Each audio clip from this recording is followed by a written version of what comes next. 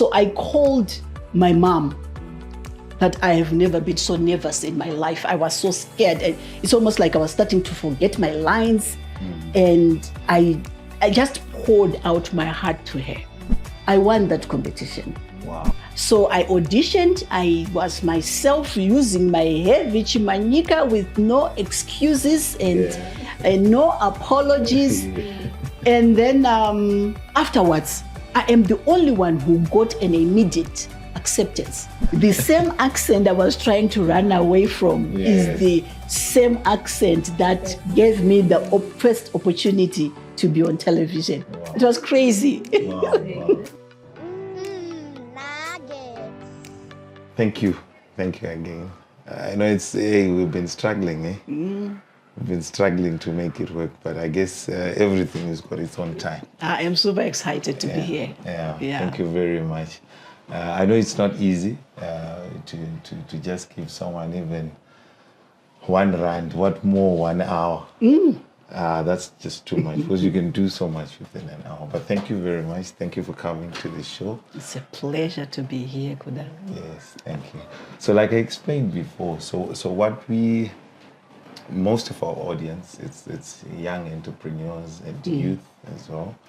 And the key thing is we also want them to learn from people that have been blessed with more years. Right? Okay. So the key thing is for you to share some of your golden nuggets, the things, the hurdles, the challenges, or any advice that you would want to give to everyone, but using your life journey, something that's natural. I know you were given a birth certificate and you were told that you're qualified. This life, you're qualified. So we want you to share some of your experiences and then just take us through the journey in the time that you've given us. And cool. Yeah, and start from there. All right. So I was born in Mutare. It's actually difficult to hide where I'm from because of my heavy accent. But I was born in Mutare. It's a small city in Zimbabwe. Okay. Our father passed away when I was about to turn 3. My young sister, the one who comes after me, was 10 days old. The oldest in our family was 12. So my mom was pretty much left to look after 6 kids, all under the age of 12. Wow. So I must say my mom has an impact and continues to have an impact, even though she's not here anymore, in pretty much everything I do. Wow. I was raised by strong women, primary caregivers, strong uncles, bold, fearless women. So once in a while I can be fearless.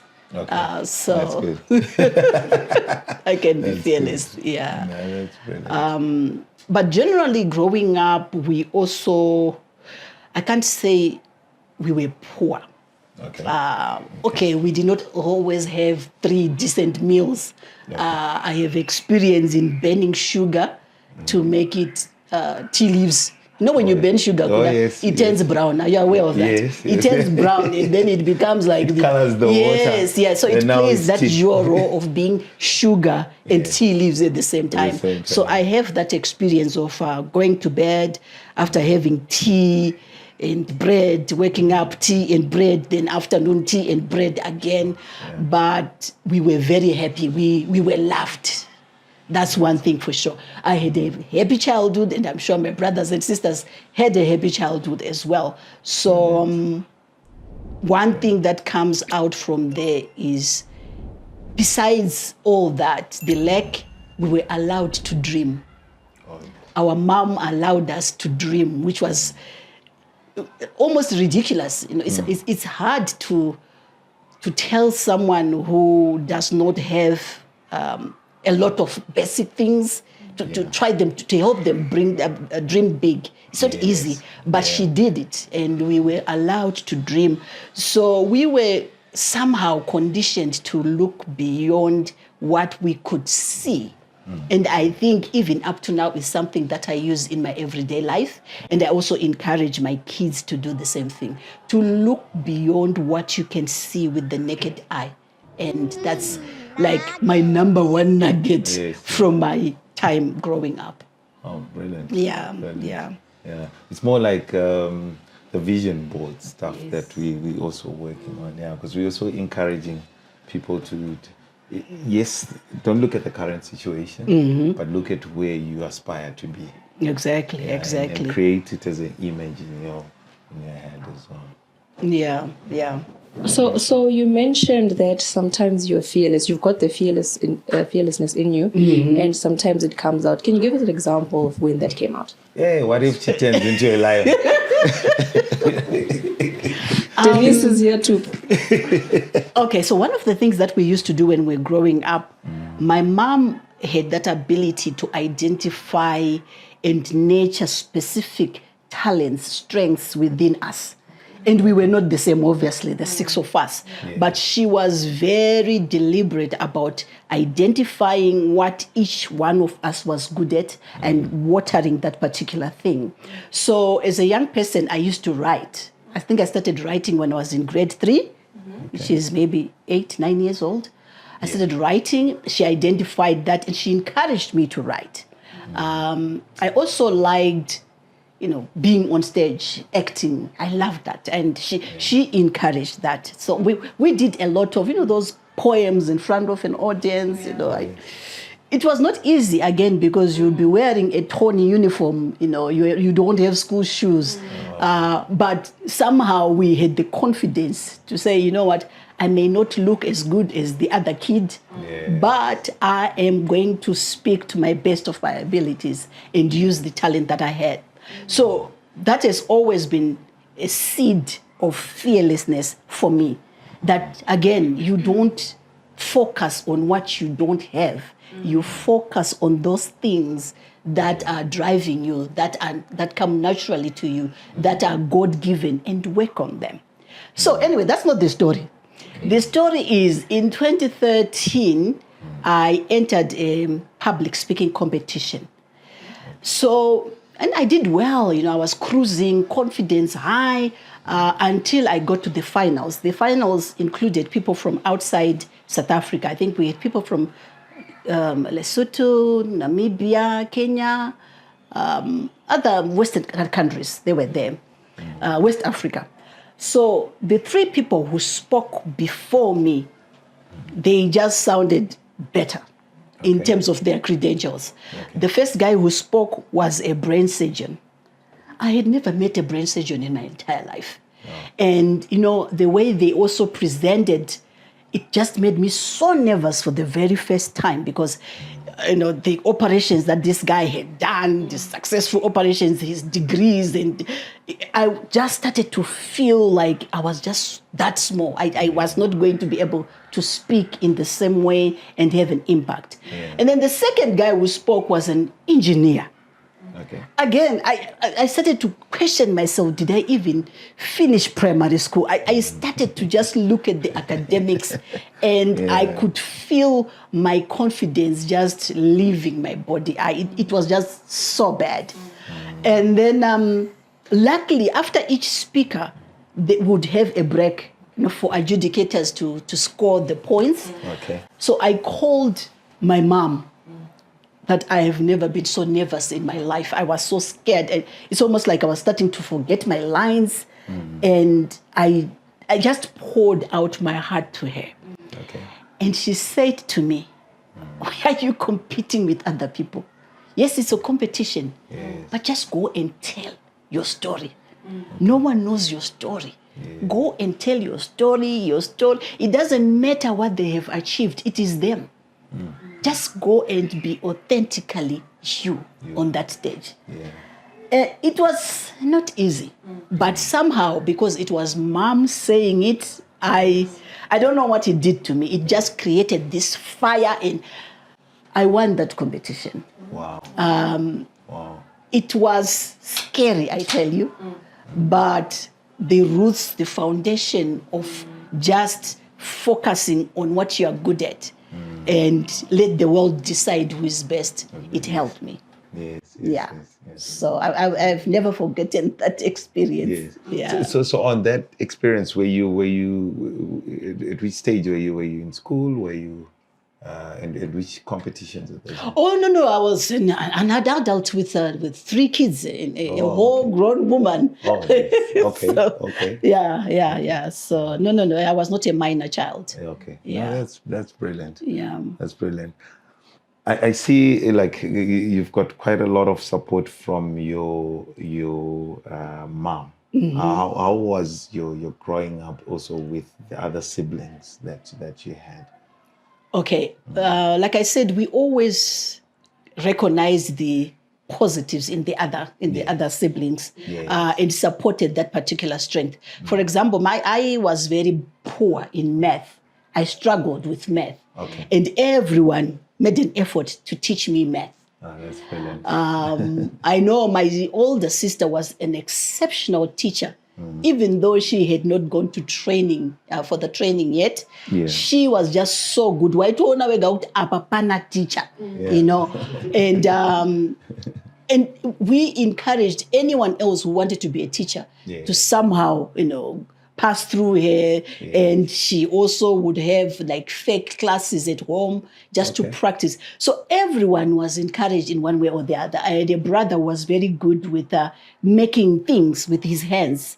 He was so creative. I remember he made a bus with passengers, wire passengers. Those wire buses, you remember those ones? Yes. Yeah. So he made a wire bus with passengers who could actually move. You could see the passengers moving when the buses, So I remember everyone rallying behind him, encourage him, cheering them on to do the best that they can in that space. So, you see that my mother's voice is pretty much everywhere.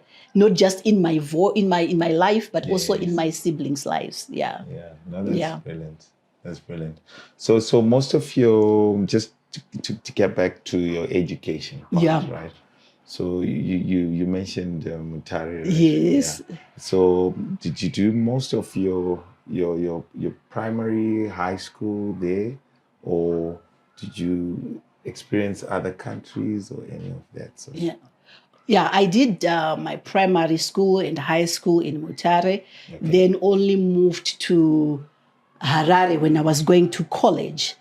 So Harare was a big city for us. When you're coming from a small town, Harare was scary. Wow, Waku Harare, But we adjusted. And I also remember when I got to Harare, when I started school with my heavy Manyika accent, I remember we'd be put into smaller groups for tutorials. And I remember saying something, even though it was in English, the accent was so heavy, it was coming out in the English, and people laughed. And I tried to speak again, and people laughed. Then I decided, you know what, I'm going to change how I speak. I'm going to try and fake an American accent. It didn't go well. It didn't go well. But when I look back now, I often talk about it, that it's actually a lesson on authenticity. Because it stole my confidence because I was trying to be somebody else.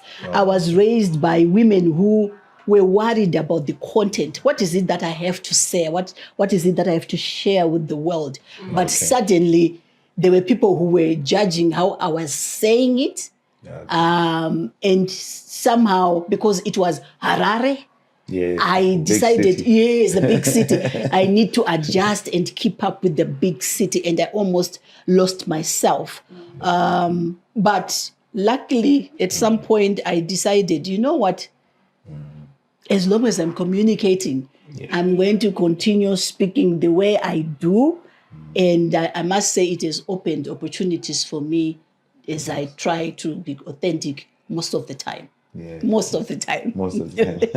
When you moved to Harare, was it by yourself, or did you have your siblings with you, or it was just for college? No, it was just for college. So you were by yourself? Yeah, I was by myself. All right. Yeah. Oh, that's interesting. I just want us to just backtrack a little bit. You said you did a public speaking competition, right? And I want you to just tell us where that started from.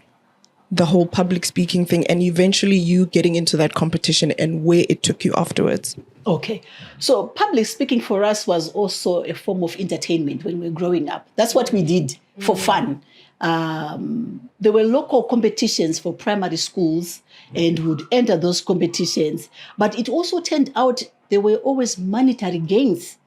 You know, when you win, when you make the top 3, there was always a $10. I don't know whether it makes sense to you guys what $10 meant, but it was a lot of money at that time, which meant when we entered and won, we would not have tea with that bent sugar. We actually were able to buy the actual sugar and the tea bags, Tanganda Chayo. So it was not about the money, but it was good that there was also money. So we used to practice a lot, especially my sister and I, my younger sister and I, to just be on stage and act. And that's how we started, and it just grew. As we went to college or high school and corporate world, we just continued to be involved in public speaking circles. And just because for us, speaking English was a second language, it also made sense for us to continuously try and practice speaking in front of a lot of people and see how it went. Yeah. And your acting? Did you ever pursue acting? Yes, I did. By the way, thank you. Let me just address this one. Sure. Remember I told you about me trying to come up with my English, British, American accent? Yes. So when I was in college, there was a call from ZBC, the Zimbabwe Broadcasting Corporation. They had those dramas, those Shona dramas every evening at 7. So there was a call. And in my mind, I had always said, when I finally go to Harare, I'm going to find a way of acting on television. I believed I was better than some of the actors there. So I felt if they can be there, I can also make it. So when I had that call now, I signed up for it. But those are the times that I was still in my fake accent. So you've been auditioning all this time? No. Or they just... That was my first audition. Yeah. But in my social settings, I had that fake accent in trying to fit in. So when I went for the audition, the idea was I was not going to let anyone know that I am a Samanyika. I was going to fake the American accent, for the auditions. And cover up And then for some reason, that's where I changed my mind. I just decided, no, ma, I'm not going to do this. I'm just going to be myself. And thank God I did that, because the director was a guy called King Dube. May God bless his soul. King Dube, I had never met him. So I auditioned. I was myself using my heavy Chimanyika with no excuses and no apologies. And then afterwards, I am the only one who got an immediate acceptance. Normally, when you do auditions, they'll tell you, we'll call you later. We'll call you, we'll be in touch. Yes, we want to review, then we'll get back to you after a few days, whatever. But I'm the only one who got an immediate yes. Wow. He just came and said, the girl with the heavy accent, you are in. Wow. Imagine, with the same accent I was trying to run away from is the same accent that gave me the first opportunity to be on television. Wow. It was crazy. Wow. Yeah, it's important to be self-aware. Yeah, it's always not. It's not easy. I think we personally have to overcome that stage where you say, look, I should be confident of what I have. Yeah. And what I have is a gift that no one else has. And once you're confident in that space now, you can be able to showcase it anyway. Yeah, yes, you can be a chameleon here and there, but you shouldn't forget the original you. The I OG. think she's going to give us the American accent just a bit later. We're going to ask her to do No, it. but the way she's referring to fake, I don't think she's going to go back to it. I want to hear it. But I think it's important, especially for young people. The pressure may be too much. The pressure is real. When you're coming from a small town like myself, it was even worse. that you're trying to keep up. But why are you trying to keep up? Just ease into it, take what you can. What doesn't relate to you, you just leave live your life. So it is hard for young people, but when you overcome it, it's so fulfilling to be yourself. Yeah. Were you bullied for it? I guess it's some form of bullying because people would laugh. When I try to answer or respond to the professor in English, people would laugh. Yeah. So I guess in a way it was a subtle form of bullying. You must be like us. That's what they were saying. Speak like us. We are the benchmark. Yeah. Did you go to the same school with your siblings? No, we went to different schools. All six of you, different? With my sister, we went to the same school, but the other siblings went to different schools. So if you were getting bullied, would you ever go to your sister and be like, this is what happened today? Let's go sort it out. Or it was just when you get home? No, I didn't experience any form of bullying. Okay. And outside the accent, outside the accent thing, no, I did not experience any form of bullying. No, that's good. Yeah, I guess it's important also. I've noticed even with the previous guests that we've got, your support structures are very important, and I can sense also from your end that you really got not so much of a tangible thing from your mom, but the love that you got also gave you confidence that you can be someone. It's okay with what we've got, but I can be someone if I continue aspiring and pushing myself to where I want to get to. Yeah. And it's quite important to have such things. But I'm a bit curious about you just defining to say, look, I want to be a public speaker or I want to act. Was it because you liked how you see the TV programs, or there's something else that spoke to you and say, no, look, you need to get to this? I think it's more of I liked the messages that were being passed on to the public in a form of acting. And as I got older, I realized that what I really wanted to be was to be able to teach. So you teach through public speaking when you're teaching a real lesson or when you are sharing a life story with lessons, with things to take home. You are teaching. You are teaching when you are acting. There's always something that you're trying to put across in the acting. So to me, I realized a bit late that in reality, I was looking for a platform to teach. That's what I wanted to do. It may have been disguised as public speaking or acting, but at the end of the day, I wanted people to learn something. There were specific lessons that I wanted to put across, but in a fun and engaging manner. So I'm really a teacher. Yeah. I think at this point you need to tell people who you are, because we didn't even say who we are. I think this is the opportunity for you to tell people, like, who is this beautiful woman sitting next to me? You can tell them. So, because they gave you names. They did. You never got the opportunity to select. They did. Yeah, no options. Just said, that is that Sazarek boarding. Exactly. Yeah. So I'm Yaya Rudo. I'm Rudo Zenga, but my brand is Yaya Rudo. Yes, I love teaching. My mom used to laugh when I called myself a skills development facilitator. So she would say, isn't that just a fancy name for a teacher? So in reality, I am a teacher, and I teach through writing. I encourage people to tell their stories. I believe that stories are powerful. There are some people who can't get a lesson when you just tell them that recycle. Oh, yes. What does that mean, recycle? Yes. And the moment you just start telling them the data on recycling, they even zoom out. But if you tell it as a story of what's happening to the fish, they will start to understand and appreciate. So I am, in reality, a teacher who is always trying to find ways of telling specific lessons in a fun way that will eventually lead to mindsets changing because you have told the story well. So everyone around me, I expect them to be writing a book because they have stories. You have a story. Your story is different from his story, but they all touch different societies, different parts of our hearts. So we must tell stories. Then secondly, I am also, how do I say this? Mudzidzisi we etiquette.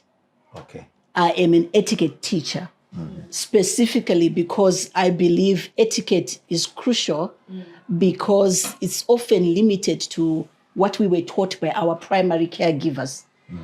Meaning, you can't know it because she was not. It's not her fault. She was not exposed to it, and therefore she did not teach you. They taught us what they also learned and just passed it on. But because now we live in a global village, we also need to learn how to interact with other people who are not like us. Who got something else from their mothers, from their businesses, from their friends and families, and see how we can continue to work in peace, even though we are coming from different areas. So I do a lot of talks on etiquette because etiquette gives you something that you can never get from a degree or from a university or college or high school. Yeah, and yet it is a that. When my youngsters is that kadati that will make you stand out because unika that etiquette. Yes. No, that's great. No, that's great. Now, I guess, you see, I think there's a lot of things in common in terms of understanding, because I see how powerful a story is when you want to emphasize even a point, any point. Yes, yeah. And then it's something that that also we also subscribe to. We also want, that's why we say, hey, your story can actually help the next person that's out there. Exactly. There's probably like a Dylan or a Proud out there that wants to learn something that, why is etiquette important? And mostly it's these things that I think when it comes back to your story, that authenticity, you never knew how important it was initially. That's why you were going for the fakers. Exactly, yeah. But when you understood that it's a small thing, but still it can make a big impact even in terms of what you are here for on this earth. So it's things that that we need to share and tell people out there as well. Exactly. I'm a bit curious about your education system. Your education, like, did you only learn in Zimbabwe only, or did you get an opportunity of also being exposed to other countries, or when you were going for now competitions and stuff, that's when you got exposure to other countries? Yes, I think when we started off with on the public speaking journey, it was always like the highest level you could get to was Manicaland province, which means all the schools in Mutare would come to Mutare Central, and that's where everything would take place. But as we grew older, we started entering these international competitions. That's what exposed us to other speakers outside Zimbabwe and even outside Africa. In terms of just getting that exposure and understanding that people can actually make money from the way they speak. Yes. I became aware that I could sell my voice. And guess what? They actually wanted the heavy accent. Again, it kept chasing me, this heavy accent thing. Yes. So it was quite interesting that the public speaking is not just a stage thing. It's something that you can do. You don't even have to show your face. Like I said, you can sell your voice. If you have a unique, unforgettable accent, you are even more marketable than the American accent that I was trying to go for. Because when it is unique, you always stand out. With all the young people trying to sound American, and then you go up there and you're sounding very African, you stand out. You are memorable. So the public speaking journey led to opportunities where you could sell your voice for voiceovers. I remember I did I don't know, maybe more than 15 adverts, voiceovers, because they wanted that heavy accent. Oh, nice. Yeah. So, nice. There is power in public speaking. Yeah. But They wanted that. Yes. Yeah. But how? It's just that maybe because your mom was quite supportive. Because I'm pretty sure the time that you grew up, the public speaking wasn't something that you would expect people to encourage. I'm pretty sure it's the doctors, accountants, and stuff, and probably maybe teachers. Don't get me wrong. Don't get me wrong. This was to her. This was like a side gig, a plus. She still wanted us to go to nursing schools or to be a lawyer or to be a formal teacher. She still wanted us to be secure because she always felt that people who were into acting, they never had consistent income. And she obviously did not want us to go to school and still struggle because of the career paths that would have chosen. So no. She still wanted us to do something serious, then act. Do something serious, then write. Do something serious, then do the public speaking.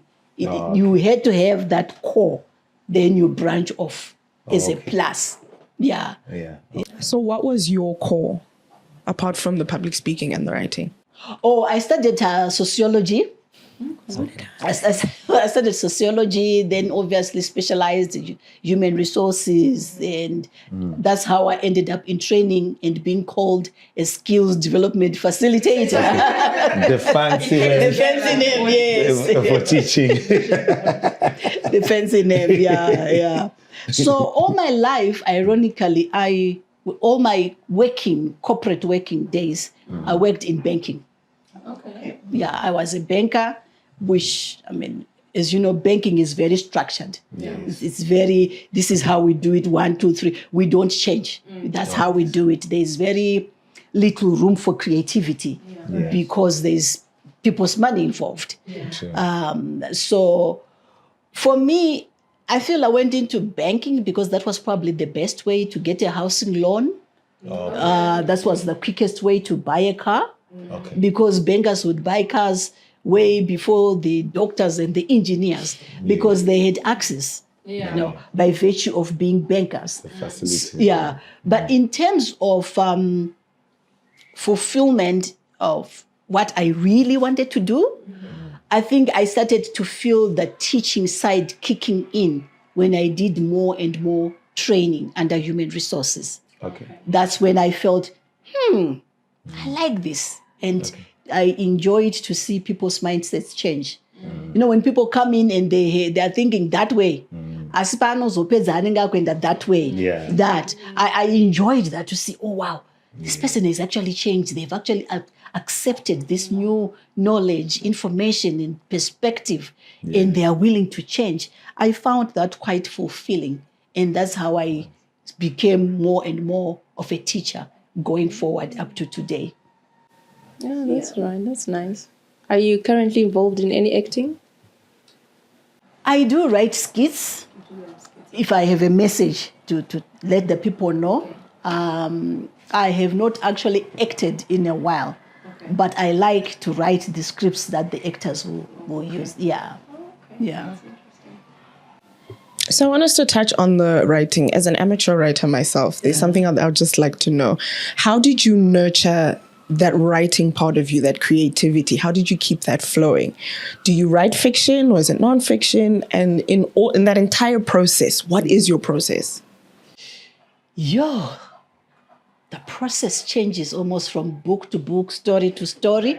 But I think generally I write things to do with women and children. And I'm sure you understand why, because I was raised by a widow. So those things speak to me faster than any other. Right. So those are what I would call, maybe they are my triggers to write something, whether it's a short story or a book. I wrote, my first book is called The Return. It focuses on the struggles of women after doing time in jail. Oh, wow. So it triggered me because in my mind I was thinking, wow, imagine someone with my mom going to jail. Imagine a mom going to jail and leaving kids. Can you imagine the impact?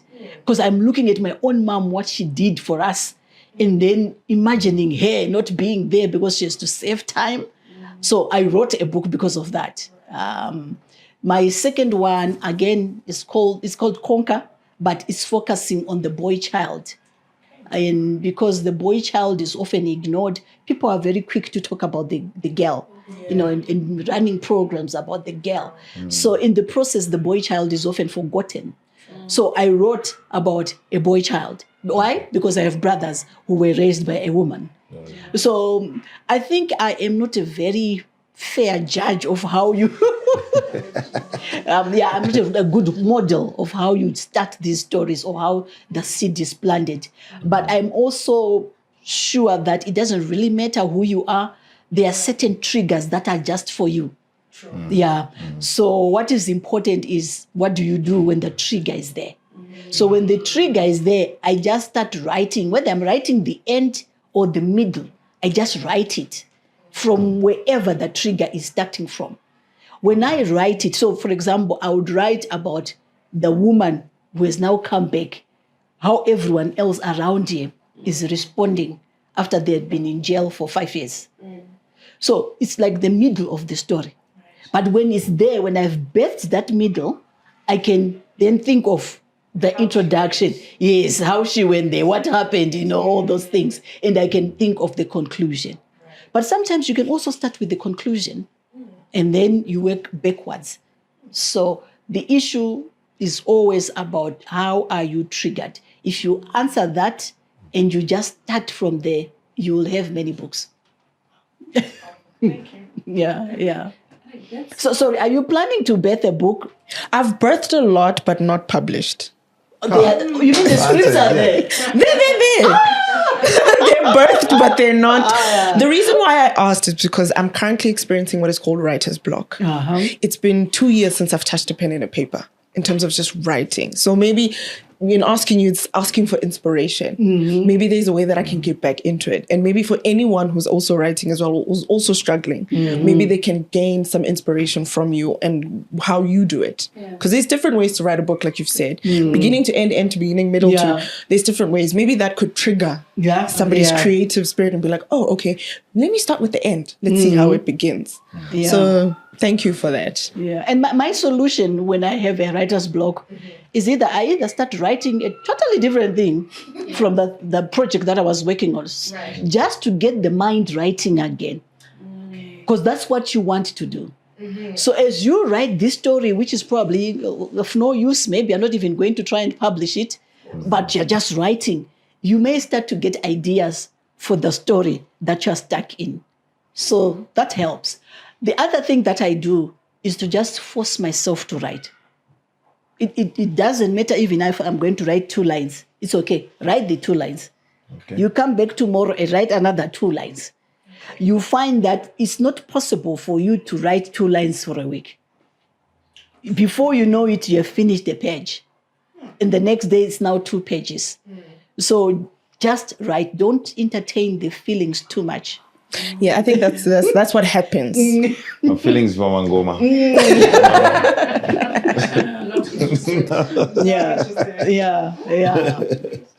You must challenge those feelings.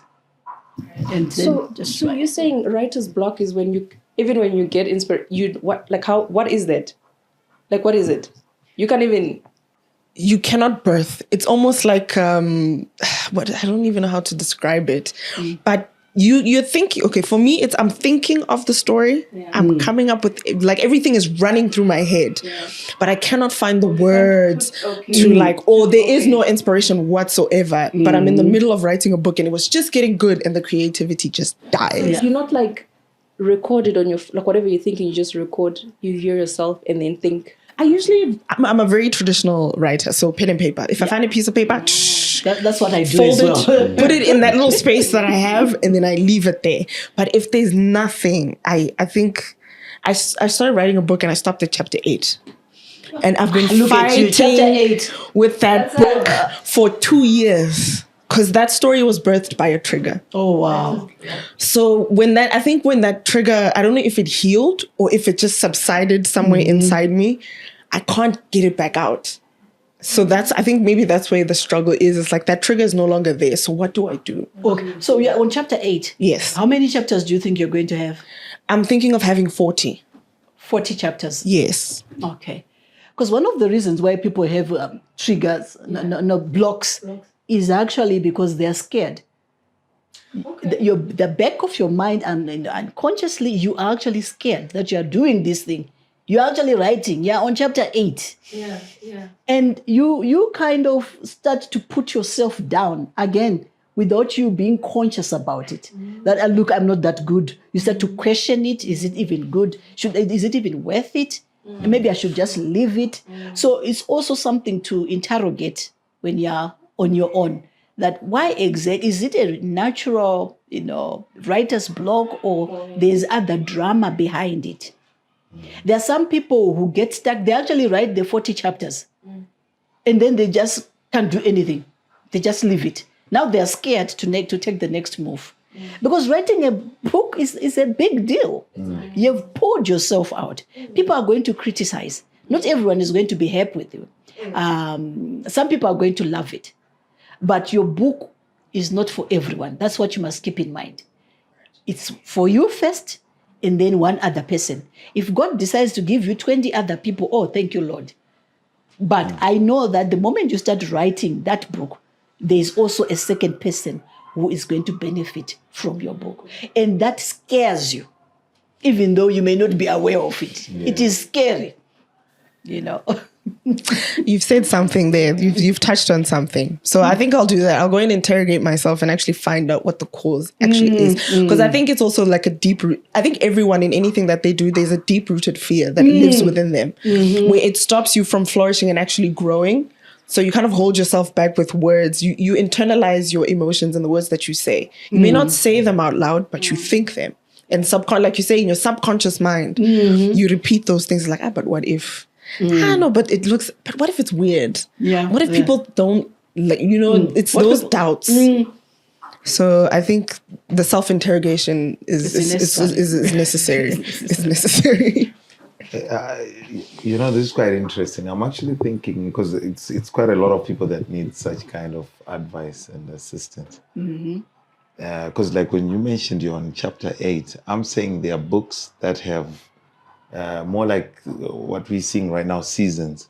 Because you can have up to chapter 4, publish it, and then you say, let's wait and see. So, but now when you say there's something maybe also started making sense to me, because you can actually say my first season is up to chapter 6.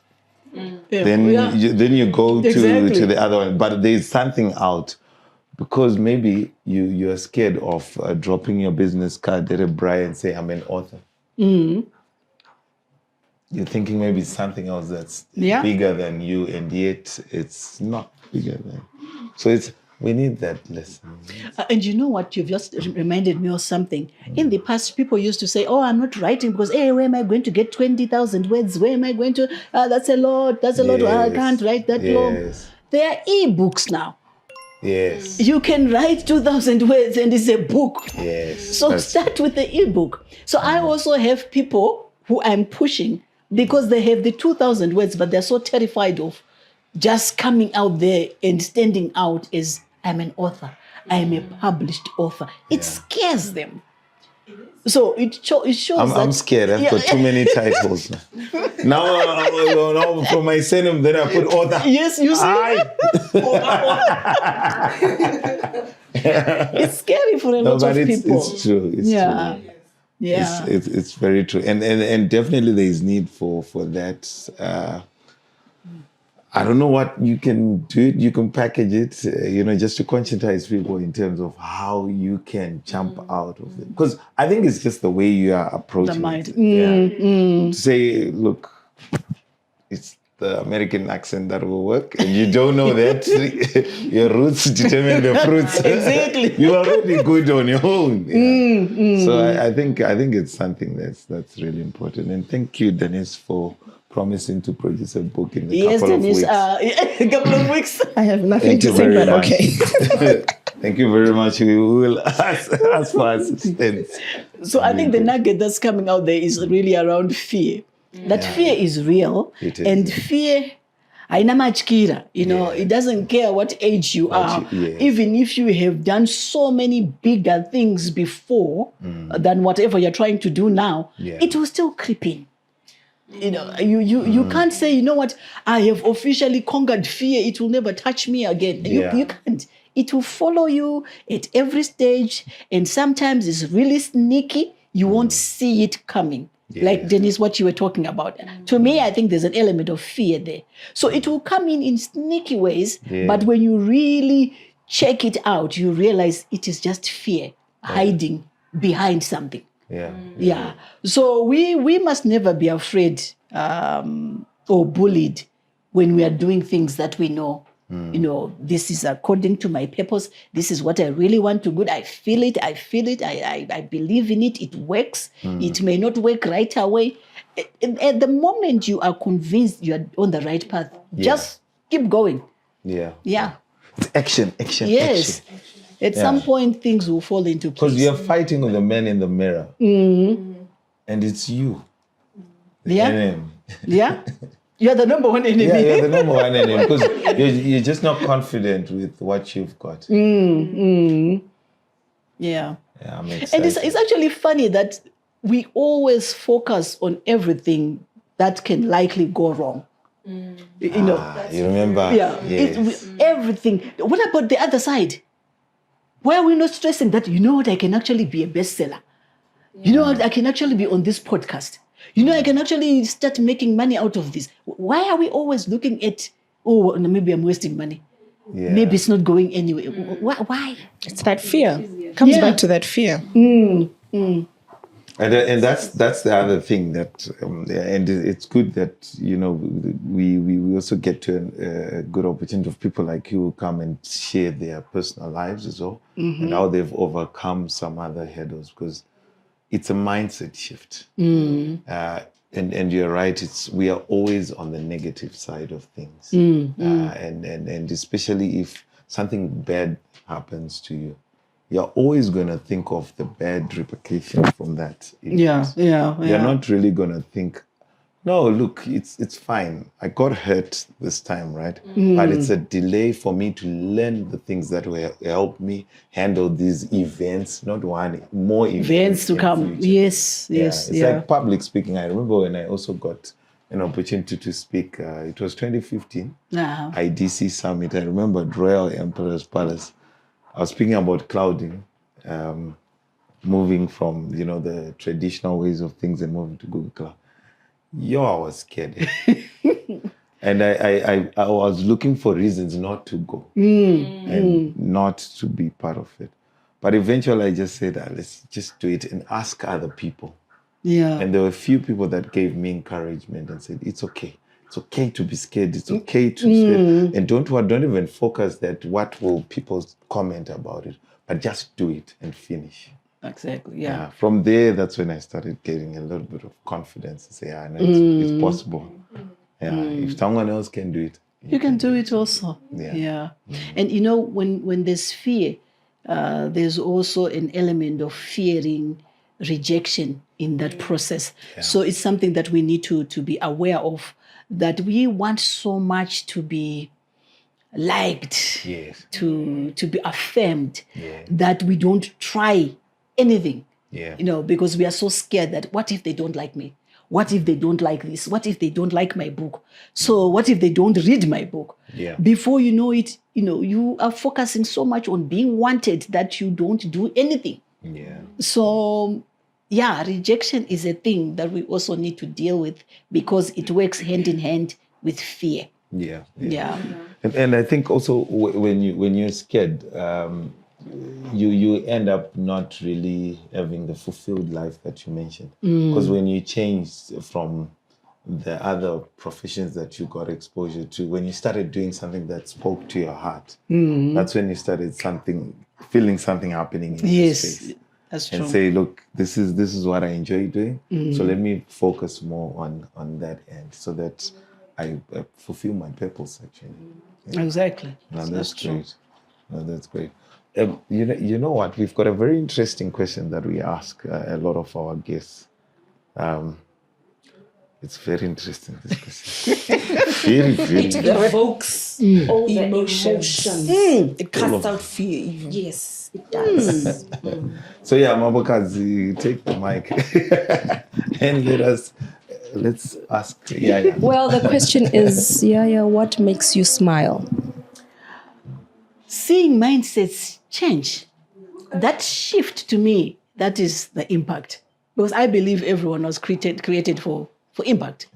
When we meet, you should go home with a step, with an enhanced step in your walk, because we have met. There's something that you're taking home from me. I'm taking home something from you. We impact each other. So when I see that mindset, it change. To me, I just like, wow, I love it. I just smile. I just smile. And sometimes, people assume, especially when we're talking about etiquette, people assume that because you are a director or you are a boss or you have money and you are a big name, people assume that it comes naturally with the etiquette. So I always find it humbling when someone that I'm looking up to, that, this guy made it. And he is acknowledging something very simple about etiquette. Like, I didn't know I was doing that. I'm so sorry. I need to change. And this is a boss of some big company, and they're acknowledging very small things. Like, I blow my nose in public. I didn't know that some people could feel that is rude. Or I play my music loudly in public places, or I watch my videos in public places on loudspeaker. Small things. They're not big things. But to me, the fact that someone is acknowledging that I could be offending someone, or it's not fair to the other person, and they are going to try and do it differently, I'm like, oh, wow. Yes. That is impact. Yeah. True. No, interesting. No, that's actually small cool. things, but impactful. It does. I think etiquette, it's got it, like you're saying, it seems small, but it's got bigger impact. How are you doing this? How are you educating people? How are you educating your audience with this? Okay. Besides the TikTok account, I try and share pretty much everything there. I also get the opportunity to speak to different groups of people in society live. So that helps, and I love it. I really enjoy it. And just making it clear to people that etiquette is always about the other person. That's where the thing is. It's always about the other person, because you find people say, oh, but I've always been like this. This is who I am, what. No, it's not about you. It's about the other person. If you get that bit, we are now on the same page. But although it is about that other person, it benefits you. You who is practicing it is the one who is going to benefit. And therefore we need it in our everyday lives, in our businesses, because in our projects, because some of the things that we lose out, it's really because of our poor manners. That's correct. Kana usingabati time. People don't want to work with you because you're not reliable. So, the product is good. You are gifted. You are a genius. But I don't know if you're going to deliver that cake before my wedding day. No reliability. Yes. So why should I go with you? Yes. I would rather work with someone who is not so much of a genius, but I can count on them to be there when I want them to be there. So etiquette does have an impact on our everyday lives, whether we like it or not. The only issue they would apana anozokutaura about iwe uri kuzvikosta. People just stay away. They do it silently. They just It's like clients. Yes, it's like clients. If you don't give them good service, they will not tell you. They'll just move away, look for another person. Exactly. Yeah. So at least when you're now self-aware, when you're now aware that, oh, I have an issue with time, then you start correcting it. Make an effort. Yeah, make an effort towards time. I have an issue with deadlines. And then you start meeting deadlines. Then that's how you improve your personal life or your side gig. Yeah. You know what? I'm actually thinking, I don't know, probably you're already doing this with some companies, because I think you speak more to culture in corporates, in any setup where people are working together. Because culture, it's more like how you, I think we say values, right? But it's behavior, like you're saying. How do I impact the next person? How do I affect the other person? Am I being empathetic enough to also understand what they're feeling in the next, in their shoes with what I'm actually doing? So yeah, I think there's like a big thing that can, not only the values that people just write in company profiles. No. Practical things. The website ones, they just post them on the website. This is what we do. They are These reliable. are our Call values. them and you see if they are reliable. Say, hey, we got a friendly team, and the staff doesn't even laugh. They don't So care. what's the friendly team then? Who are you friendly to? So I think it's actually quite important. I actually have a course called Managing Diversity. Okay. Or sometimes it's diversity and inclusion. Oh, And it's all about how do we work together in the team, even though we are so different. yes. So etiquette comes in every corner, at every level, because you need that. True. You need to focus on the fact that we are different, but we have this same objective to do well. We want this company to do well so that we continue to have an income and continue to be employed. Yes. So etiquette does dominate that talk because it's imperative for us to have it. True. Yeah.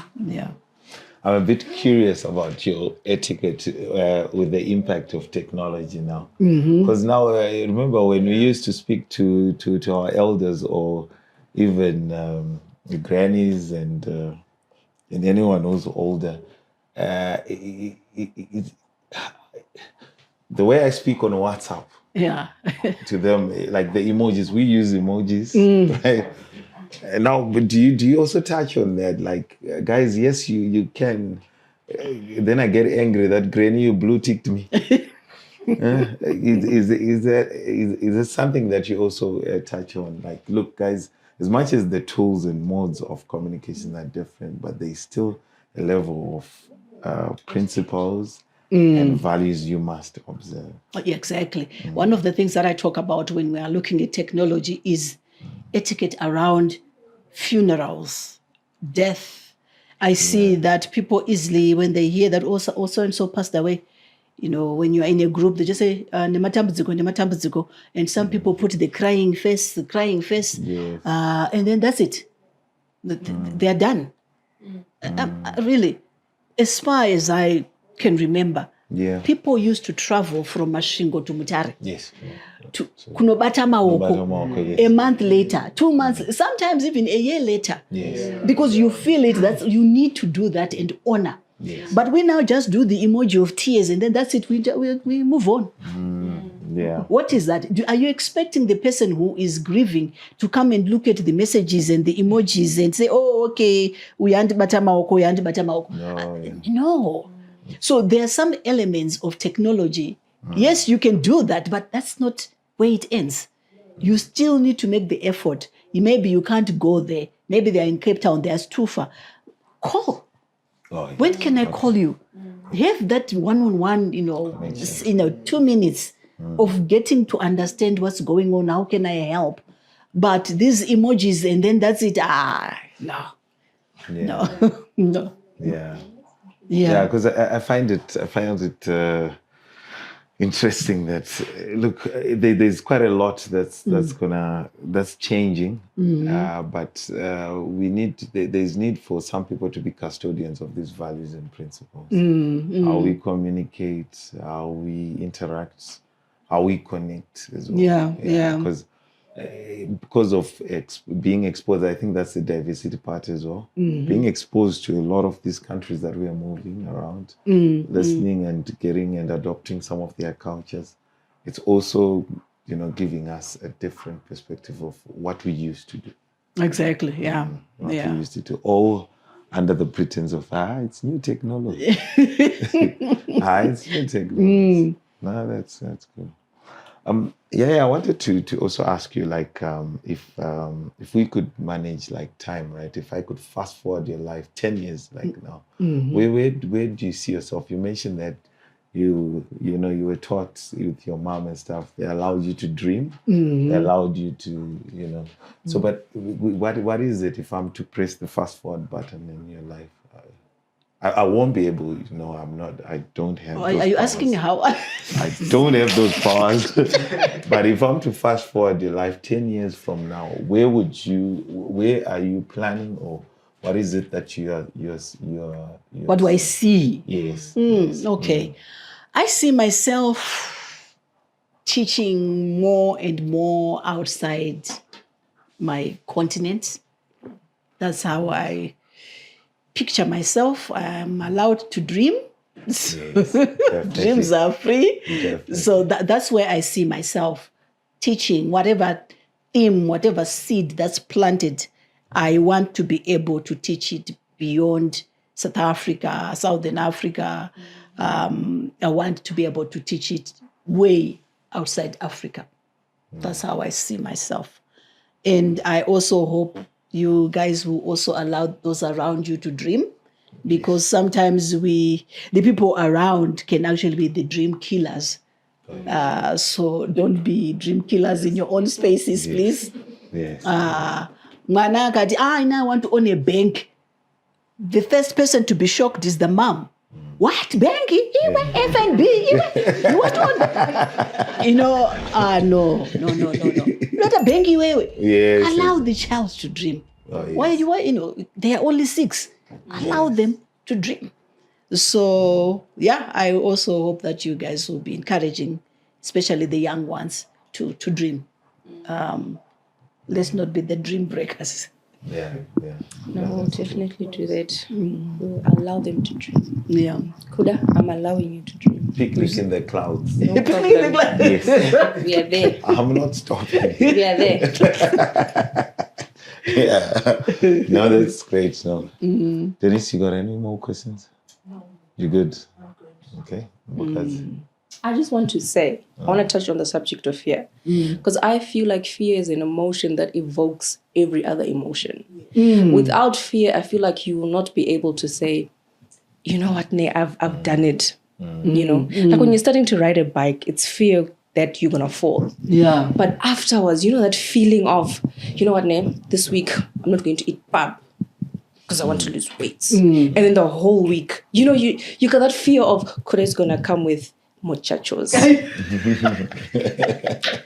it's there. Yeah. But then you tell yourself, that conviction comes, you know what, I want to lose weight. So I feel like embrace fear. Embrace it. But don't allow it to ruin what you're looking at. Exactly. So I feel like the subject of fear for me is like that emotion allows you to get to wherever you want to go. Yeah.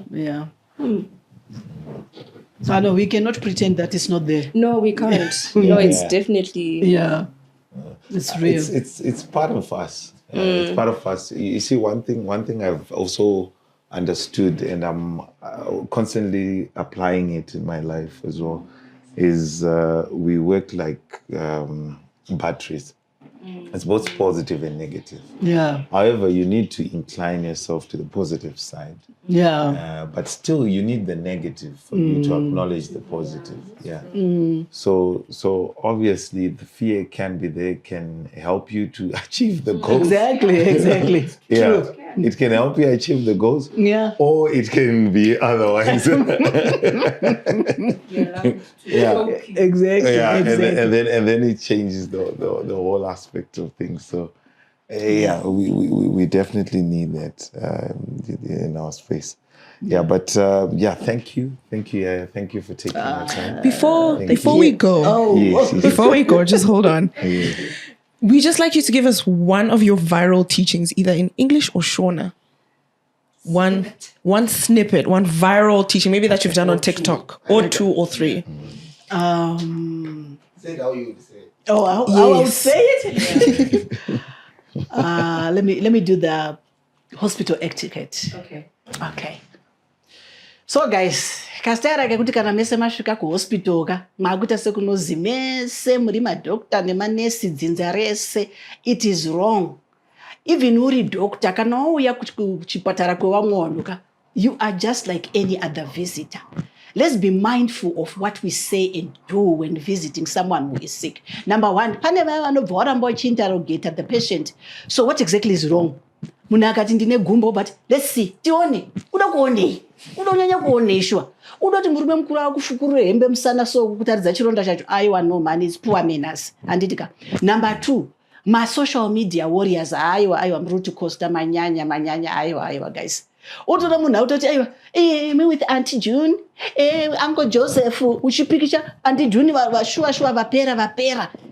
Ndo kuposta pa social media. Aiwa, komanda, who looks so beautiful mu hospital anyway? Ndiani wakanaka ari muchipatara? Aiwa, komanda. It is a no. Let's be mindful of our manners. Kozoya futi rimwe genga rinoenda pa reception riya richivhurumutsa manesi. Imikai munovengesa murwere. Let's stop it. Then rimwe genga rema x-ray. Uri makanika. Uri kuverenga chipa ma x-ray chaunoziya. Aiwa, guys, no, it's a no. It's poor manners. Ngatisiye zviro zvemuhospital for the doctors. Doctor ndo vachatitaura kuti zvinorevei. Ko vamwe vanobva votoverenga manotsi emadoctor akuverengera vanhu vese vaya kuvisiting hour. Chinyi kwemi? Chinyi ichocho? It's poor manners. Poor etiquette. Aiwa, let's stop it. Oh, thank you. That was awesome. Yeah, thank you very much. Thank you for your time. Oh, wow. Thank you.